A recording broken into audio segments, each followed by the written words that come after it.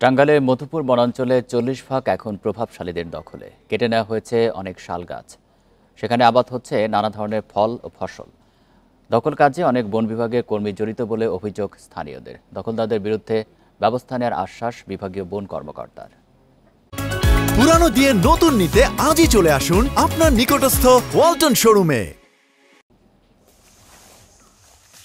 মধুপুর ফুলবাগচালার এই জায়গাতে গেল বছরও ছিল গজারির বন, কিন্তু এখন এই জায়গাতে গাছ কেটে চাষ হচ্ছে ফলের। ফুলবাগচালা ছাড়াও টুক্করচালা বাইট, দীঘলবাইত সহ বিভিন্ন এলাকায় বনের জায়গা দখল করে করা হচ্ছে এমন নানা রকম ফলের চাষ। স্থানীয়দের অভিযোগ, বন কর্মকর্তাদের যোগসাজশে অবৈধভাবে লিজ নিয়ে স্থানীয় প্রভাবশালীরা উজাড় করছে গাছ। এখানে বন ছিল, তারপরে এখন আস্তে আস্তে সাপ টাপ করে এখন জঙ্গল সাপ করে এখন আবার কলার চাষ করতেছে। বন বিভাগ এটা পলট করে দিছে।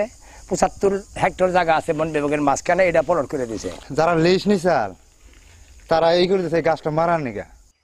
বন দখল বন্ধে নিজেদের ব্যর্থতার দায় স্বীকার বিভাগীয় বন কর্মকর্তার। প্রয়োজনীয় ব্যবস্থা নেওয়ার আশ্বাস তার।